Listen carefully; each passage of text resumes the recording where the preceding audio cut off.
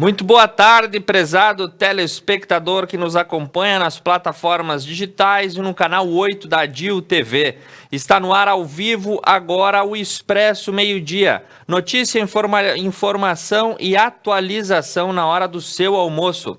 Nesse momento, 22 graus aqui em Nova Prata, capital nacional do basalto. O céu está parcialmente nublado com algumas nuvens, mas não há chance de chuva durante a tarde de hoje.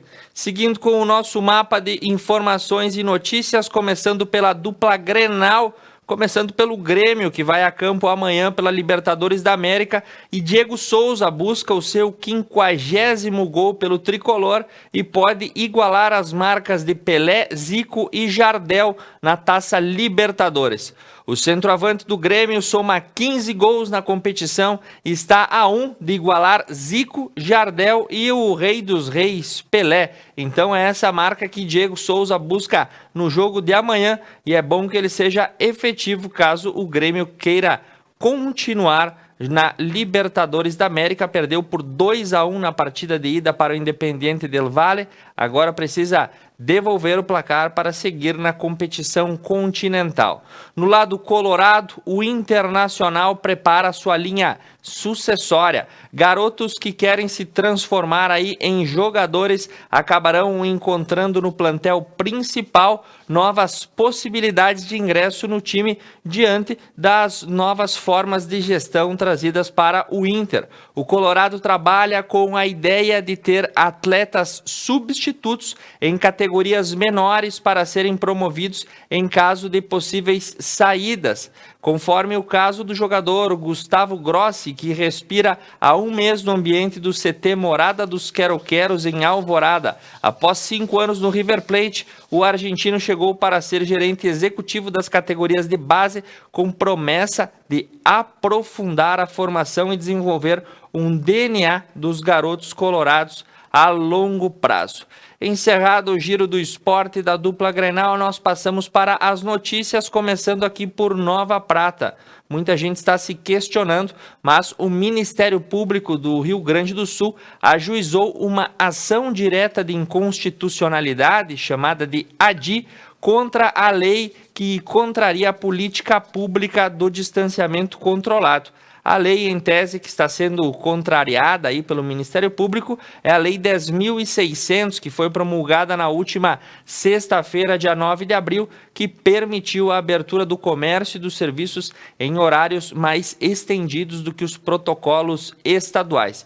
De acordo com o Procurador-Geral de Justiça, Fabiano Dalazen, a lei coloca em risco a população em um momento em que a crise pandêmica se intensifica em todo o país devido ao elevadíssimo nível de contágio e das fatalidades, desarticulando as medidas impostas em âmbito estadual para minimizar a circulação do vírus. Nós estamos em contato com a assessoria do procurador para obter maiores informações e, quem sabe, uma entrevista ao vivo para você acompanhar aí o contraponto do Ministério Público à lei municipal. Por hora, nenhuma decisão liminar foi exarada aí pela Justiça, então não temos, por enquanto, continua valendo a Lei 10.600 até que algo contrário aconteça. Também em Nova Prata, a informação dessa manhã que nós recebemos é que está sendo organizada uma carreata pela volta das atividades esportivas. Conforme informações replicadas pela página da Rádio Ativa e pelo jornal Estafeta, está sendo organizado para a noite de hoje, com saída a partir das 18 horas em frente ao Trevo Sul, de acesso à cidade, uma carreata do setor esportivo que quer a retomada também das suas atividades. Em Vila Flores, a informação que nós temos nessa manhã é que, com o apoio da Câmara de Vereadores, será feito um evento de intercessão pelo fim da pandemia ao Divino Pai Eterno. A Comissão do Santuário do Divino Pai Eterno convida a todos para que, de forma segura, prestigiem neste próximo dia 18 de abril, às 14h30, uma reza do terço em intercessão aos profissionais e envolvidos na área da saúde. Posteriormente, às 15 horas, haverá celebração eucarística no Santuário do Divino Pai Eterno, na comunidade de São Jorge, em Vila Flores. Na terra da longevidade, a informação que chega essa manhã pela Rádio Estúdio é que um grupo de estelionatários está fazendo vítimas na cidade veranense. 5 pessoas foram atingidas pelo golpe, que consiste aí na seguinte situação: criminosos ligam para vítimas e afirmam que seus cartões de crédito foram clonados, solicitando dados pessoais.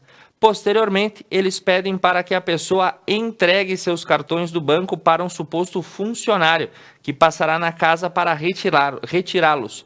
O trabalhador hipotético, no caso é um estelionatário, retira o cartão e já em posse dos dados pessoais faz saques ou transferências dos valores das contas das vítimas. A Polícia Civil alerta para que os moradores prestem atenção e não entreguem seus documentos para ninguém que bata na porta. Esse tipo de situação é feita diretamente nos bancos e nas agências, sem aí, nunca vimos, né, uma história de alguém passar em casa recolher documento de banco.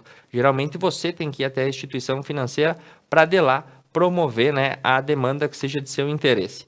Rumando pela Serra, vamos a Farroupilha. A informação que temos pelo portal da Rádio Espaço FM é que o Corpo de Bombeiros de Farroupilha vai ser contemplado aí com um novo caminhão equipado para combate ao fogo. A entrega oficial ocorrerá na tarde de hoje em frente à Prefeitura. Então, o novo caminhão registra aí o repasse oficial do veículo pelo Executivo Municipal para uso exclusivo do Corpo de Bombeiros. Hoje à tarde, às 16 horas, está marcada a cerimônia simbólica para a entrega desse novo caminhão em Farroupilha.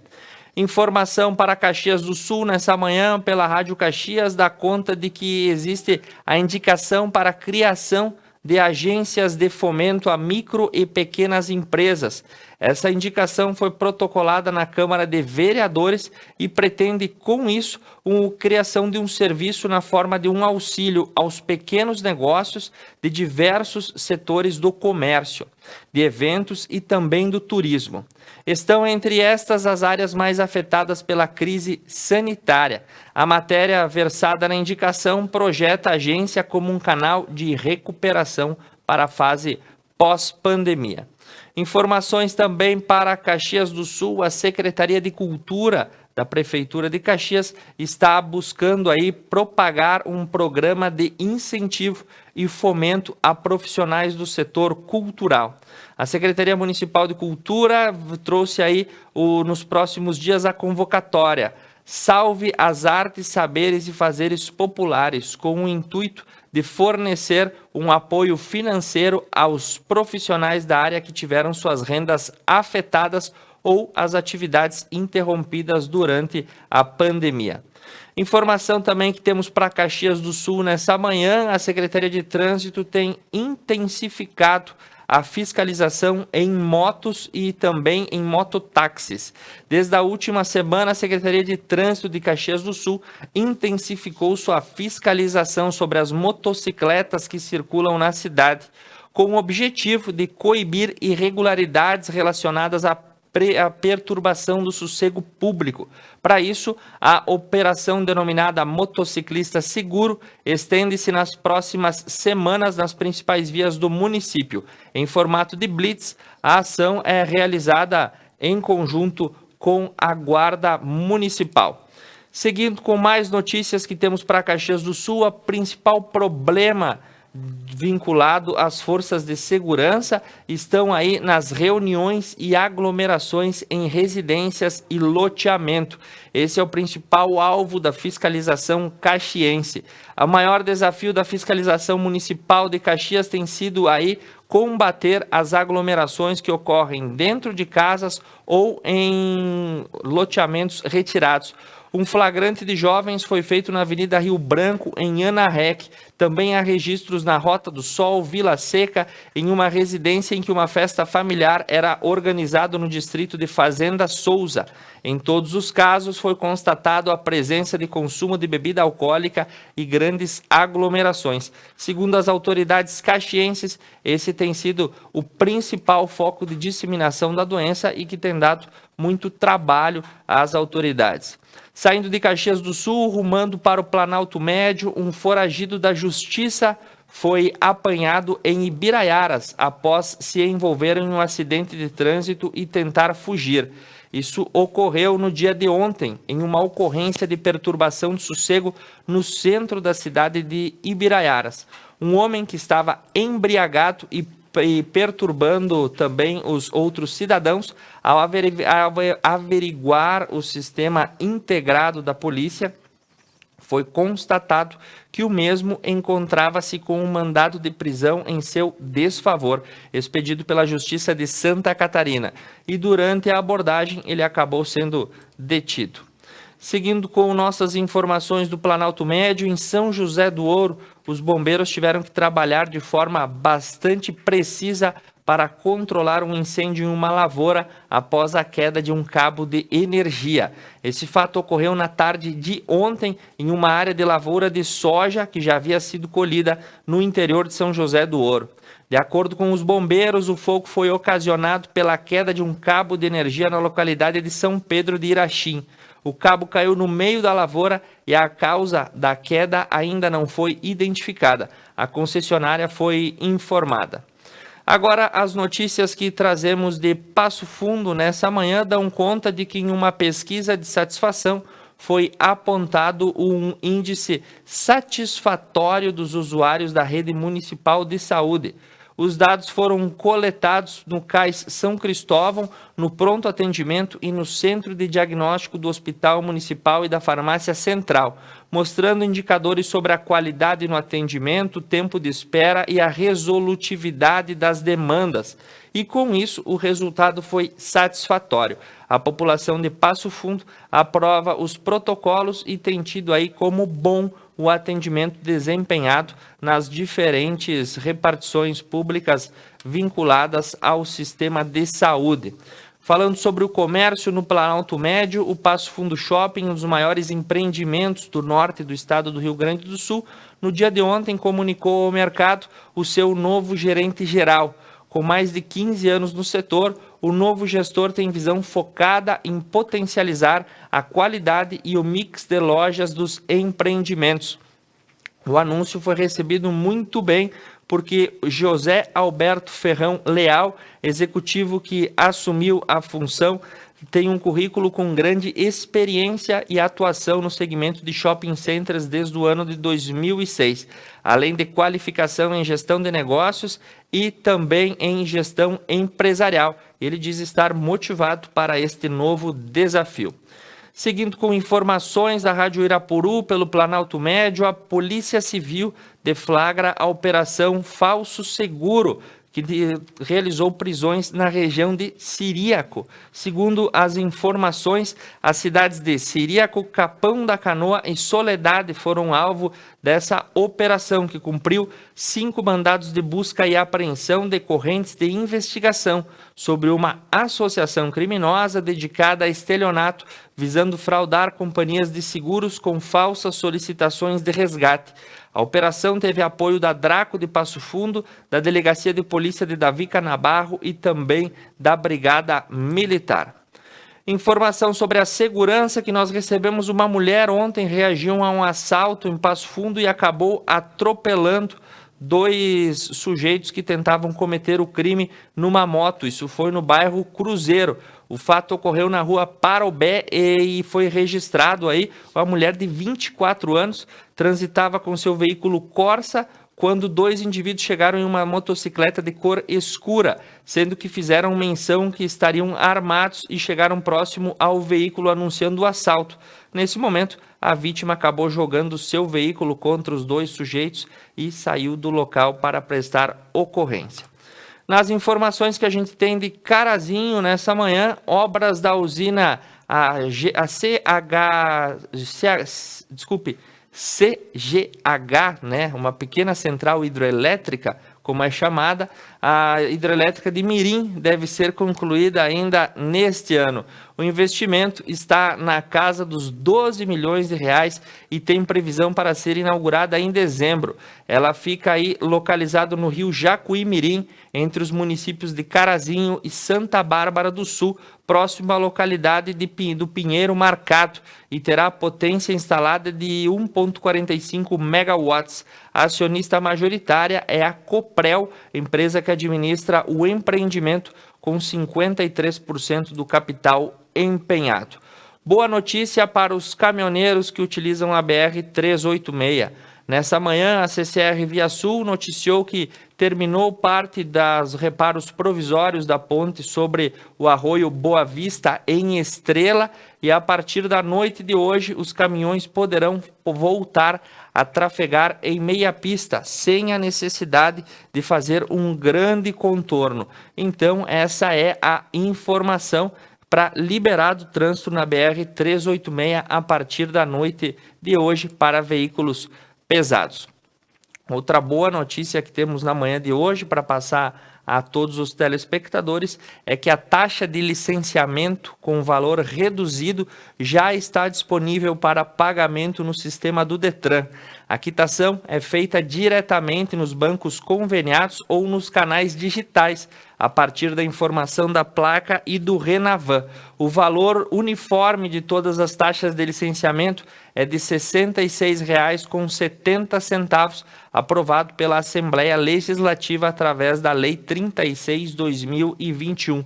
Antes da redução, os valores eram escalonados dependendo com quantos anos o veículo possuía e diferentes faixas eram instituídas. Agora, o valor foi regulado para um preço só. É importante informar que se você pagou o IPVA e não realizou o pagamento da taxa de licenciamento, você não consegue expedir o seu documento, de rodagem comum. Então, precisa sim pagar os R$ 66,70.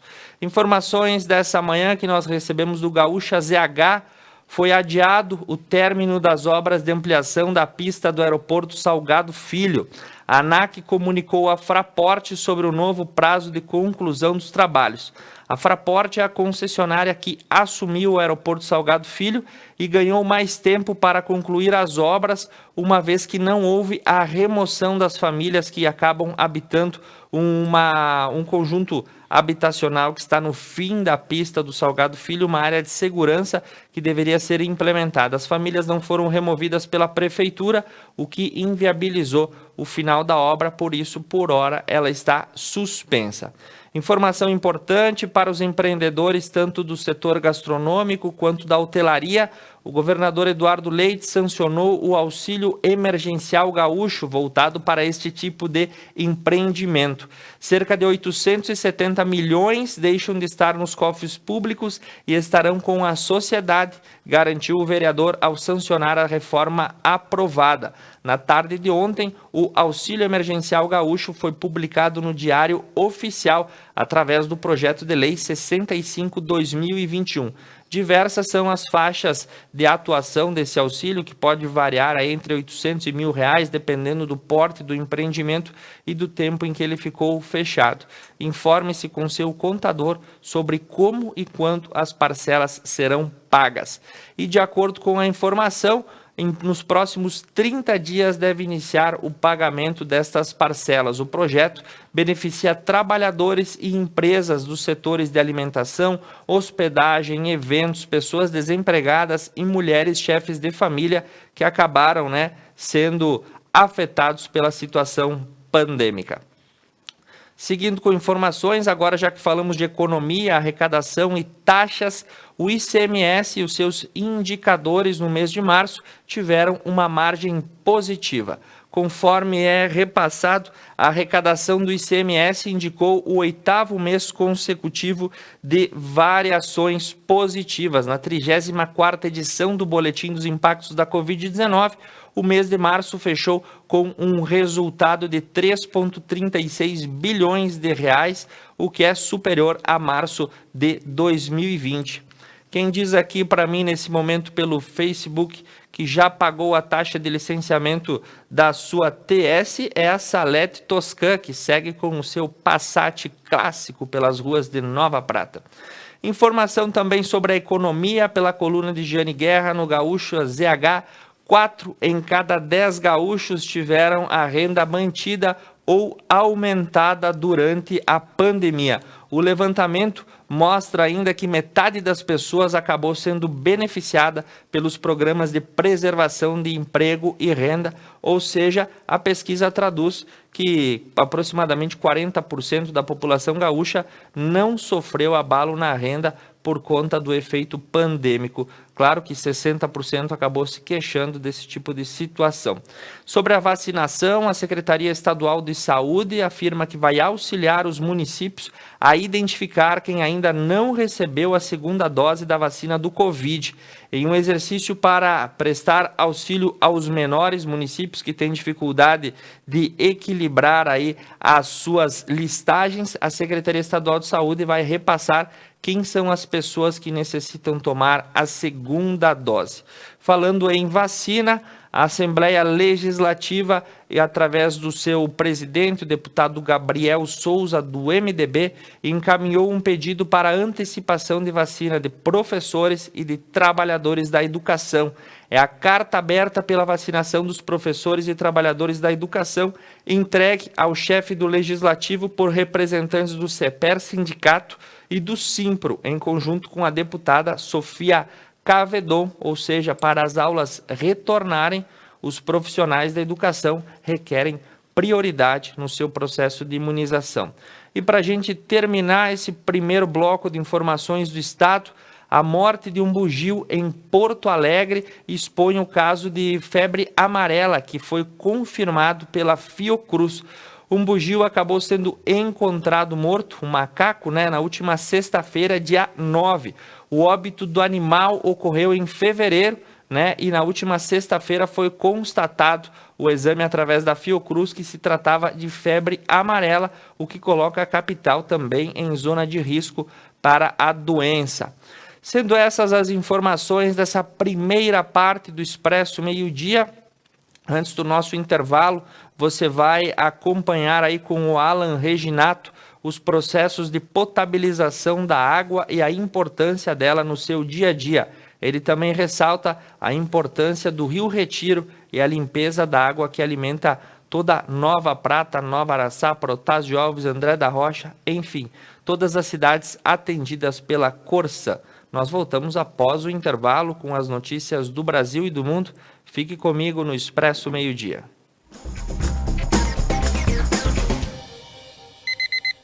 Você sabe de onde vem a água que você consome diariamente? Sabe como é feito o tratamento da mesma? Nesta reportagem nós viemos a Corsã, aqui do município de Nova Prata, a estação de tratamento, para te deixar a par de todo este processo. Quando ela chega na estação de tratamento de água, ela recebe sulfato de alumínio, que vai formar o floco que vai limpar a água. Então ela chega e, ao receber sulfato de alumínio, ela vai para o floculador.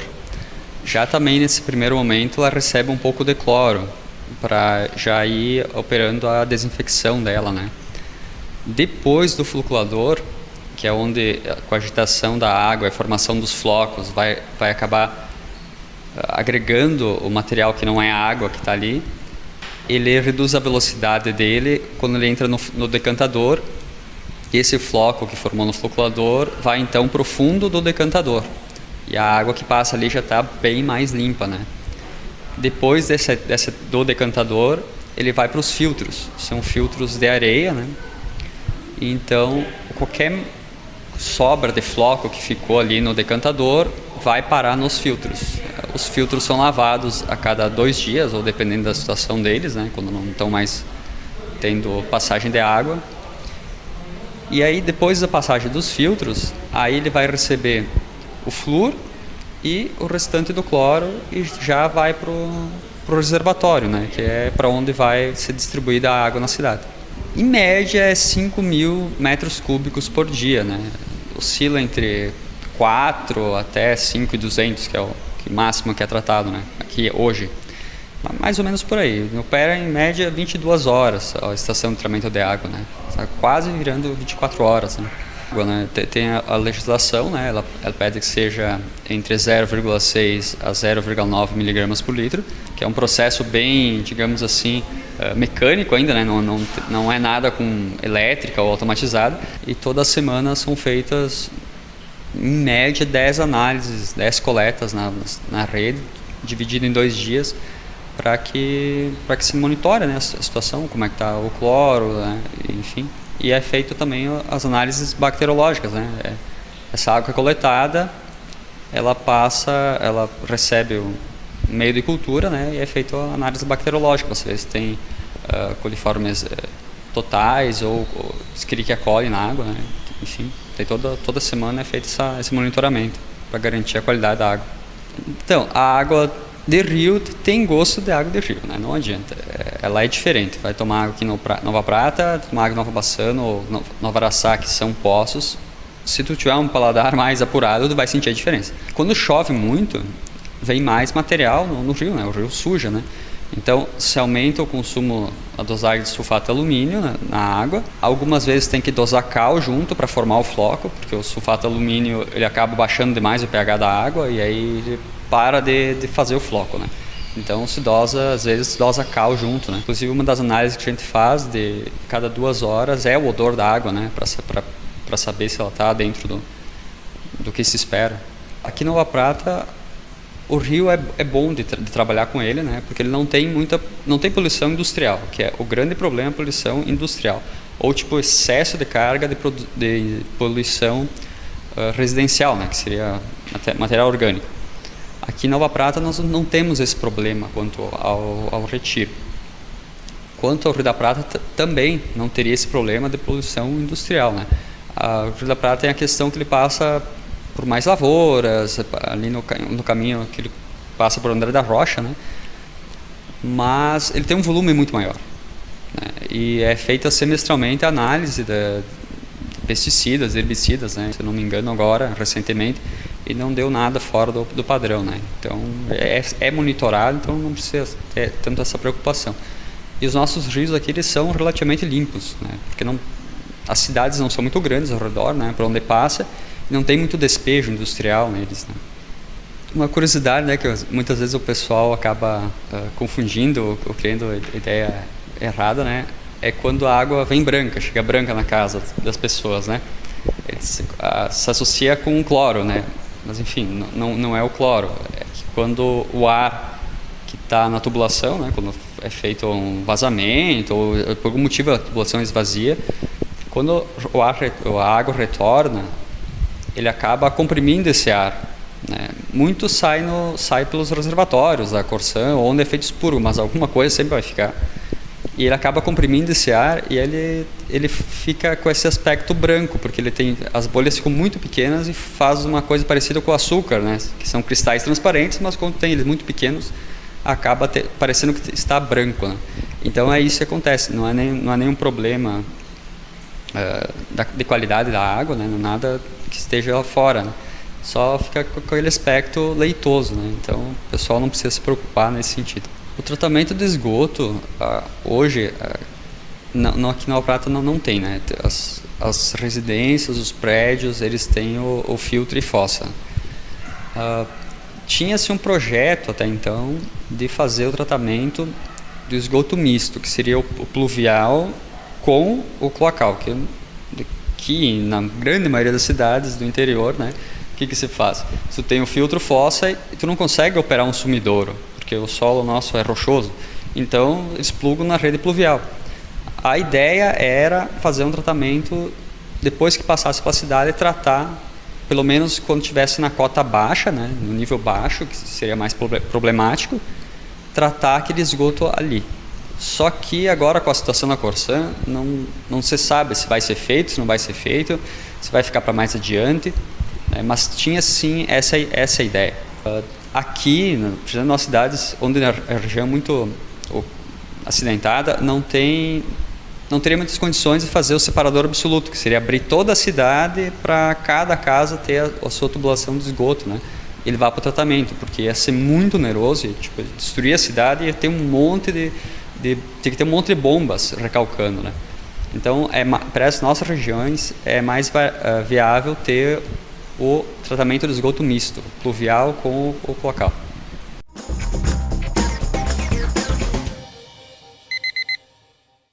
DigiDoctor Odontologia. Contamos com consultório odontológico 100% digital, com técnicas inovadoras e procedimentos especiais ao seu alcance.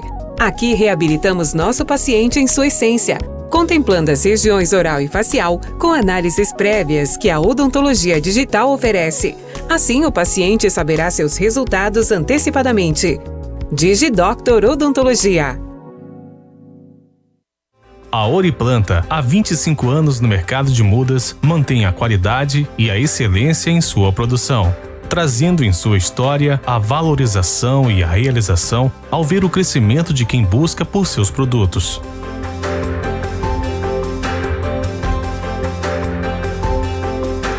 Oriplanta, garantindo o sucesso de quem vive da terra.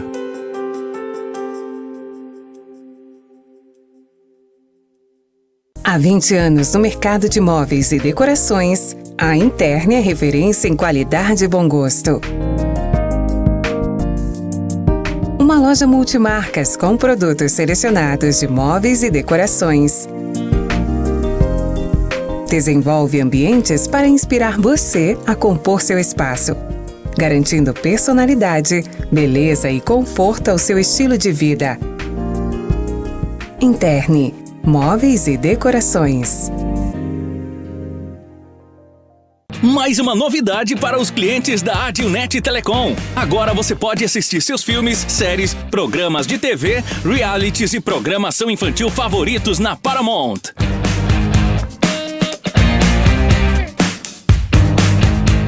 Na Paramount+. Tudo isso com o melhor dos canais Nickelodeon, MTV, Comedy Central, Paramount Network e filmes e séries dos melhores estúdios. Acesse gratuitamente todo o conteúdo pelo seu smartphone, tablet ou navegador. O aplicativo está disponível no Google Play e App Store do seu smartphone ou tablet. Abra o aplicativo e clique em Iniciar. Depois, clique na opção Outras Operadoras. Na tela seguinte, selecione a Adilnet e entre com seus dados de acesso, os mesmos que usa para a central do assinante. Pronto! Mais entretenimento em um só lugar. Com programação para toda a família. É na Paramount+.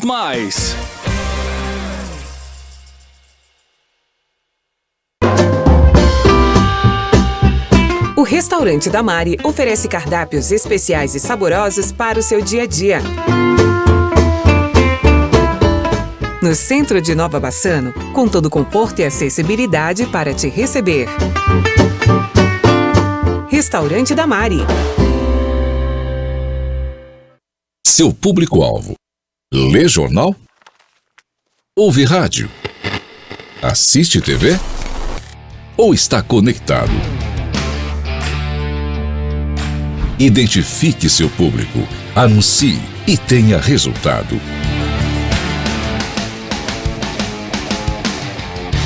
Conecta Mais TV. É muito nossa.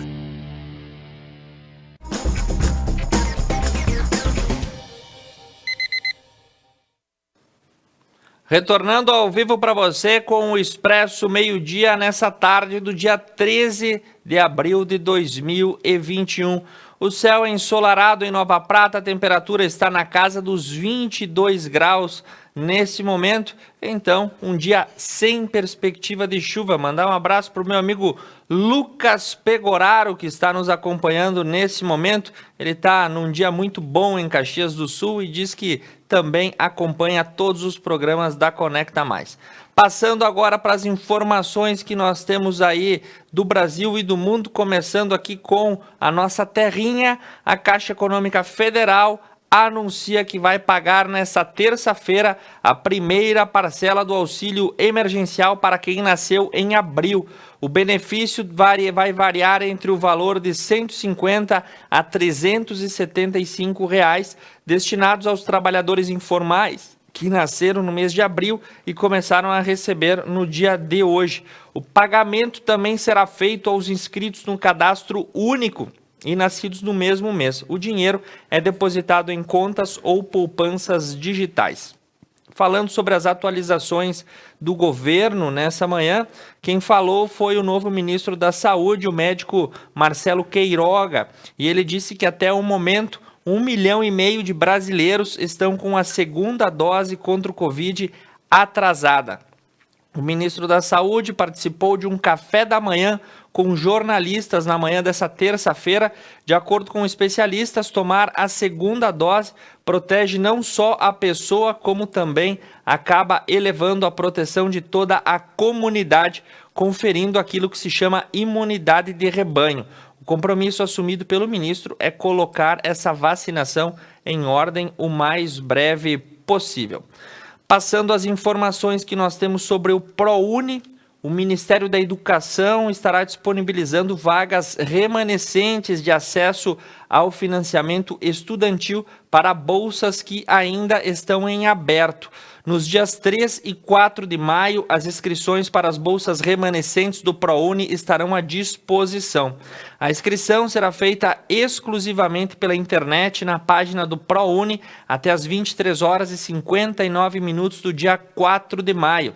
E o ProUni é um programa de acesso ao ensino superior destinado a quem não tem diploma de graduação, oferecendo bolsas que chegam a variar no valor de 50% da mensalidade em instituições de ensino superior no Brasil e também no exterior.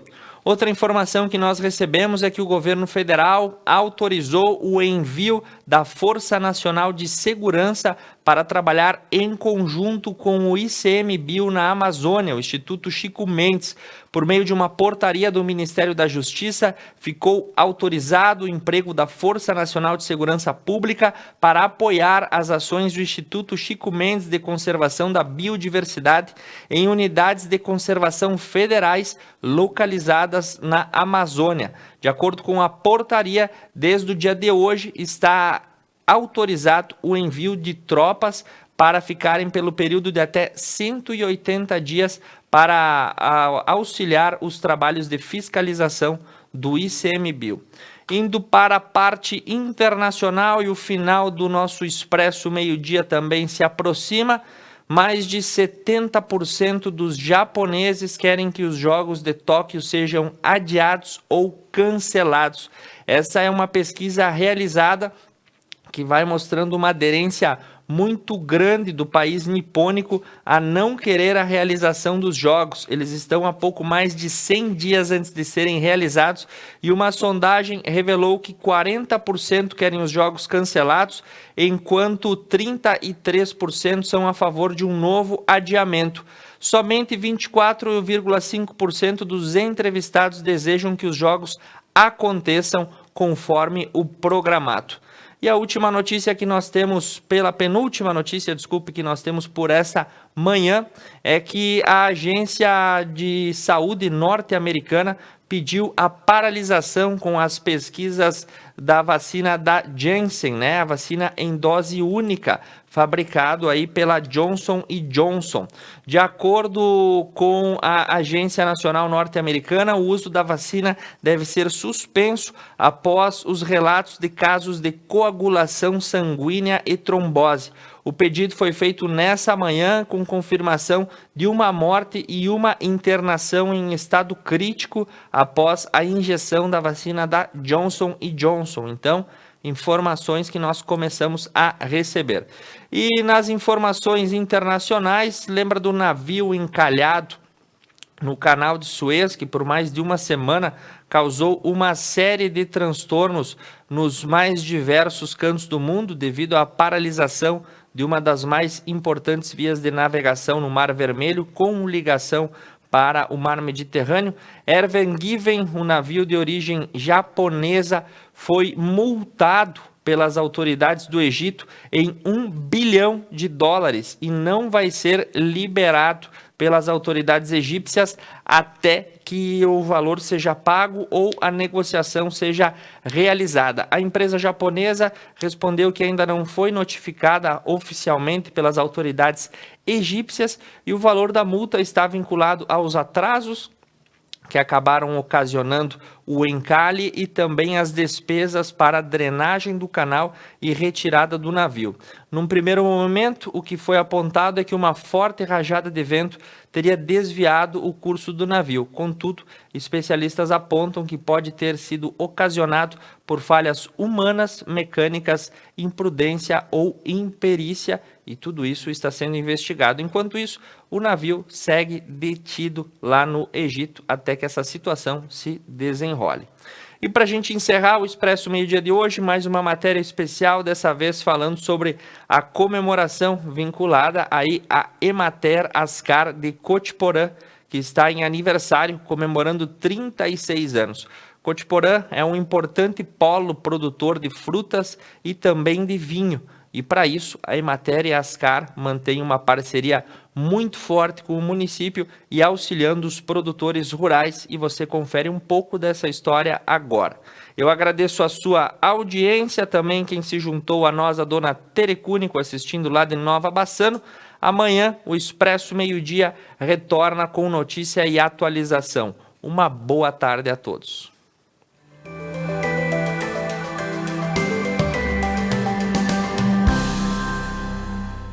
Em 1º de abril de 1985, a Emater RS Ascar instalou-se aqui no município de Cotiporã. Neste mês completa 36 anos da sua existência. E nesta reportagem, nesse quadro Acontece, nós te contamos um pouco mais sobre a atuação da Emater aqui no município.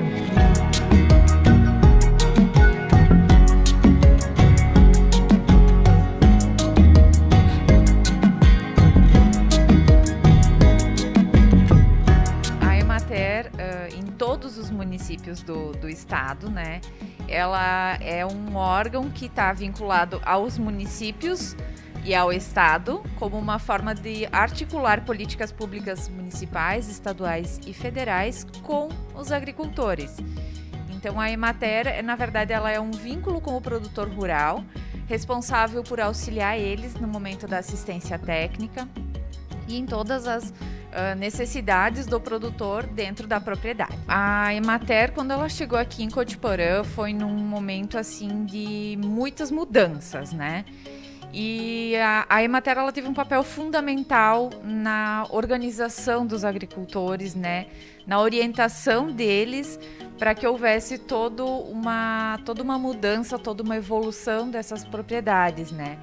Então, quando a Emater chegou aqui no município, eram muitos trabalhos manuais, e aí juntamente com outras entidades, né, com outras parcerias, foi incentivado o produtor, orientado os produtores sobre a questão do maquinário, né, de como realizar as atividades, na questão do plantio direto, que foi um importante marco da agricultura, né, na questão da conservação do solo, a correção do solo. Então, a Emater, quando ela chegou no escritório municipal, ela pegou e ela fez uma revolução, vamos dizer assim, né? Porque foi uma revolução para os agricultores. Foi muita mudança que aconteceu e que veio a beneficiar todas as famílias do meio rural. A Emater tem uma gama muito grande de serviços que a gente acaba tentando auxiliar os produtores, né? Mas assim, a Emater presta assistência técnica aos agricultores com relação à questão da fruticultura, na questão das pastagens, da bovinocultura de leite, solos, conservação dos solos, conservação da água. Então a Emater tem todo um trabalho com essa parte, artesanato, produtores orgânicos, é um trabalho bem amplo, né? Então, quando o produtor está com algum problema na lavoura, ele chama o pessoal da Emater para verificar o que é, se precisa de ajuda. A questão do crédito rural também, né? Nós somos, como eu falei, né? Nós somos articuladores de políticas públicas, então, por exemplo, a emissão de carta de aptidão, elaboração dos projetos de crédito, acesso a alguns programas, como, por exemplo, a inscrição no Programa Estadual de Agroindústria Familiar.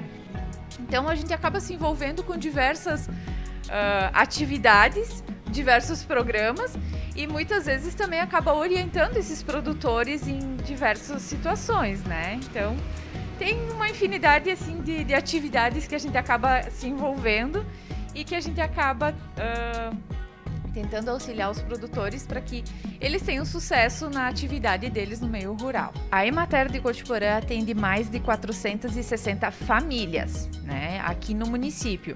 E ao todo são mais de 600 famílias rurais, se eu não estou enganada. Então, assim, a gente pega e acaba abrangendo uma boa parte, né, dessas famílias rurais.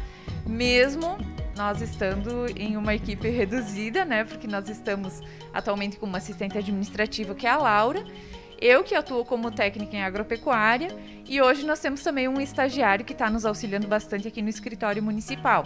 Então, somos apenas nós para atender mais de 460 famílias que a gente consegue, né, do município de Cotiporã, mas seriam mais de 600 famílias rurais aqui no município. Então, primeiramente, a gente sempre tem que agradecer a todas as administrações municipais, porque a Emater só está no município há 36 anos, porque as administrações, todas as administrações que passaram aqui por Cotiporã, né, quiseram a Emater no seu município. Então, a gente agradece a todas elas por nos quererem trabalhando aqui com os agricultores, por ser parceiros, né?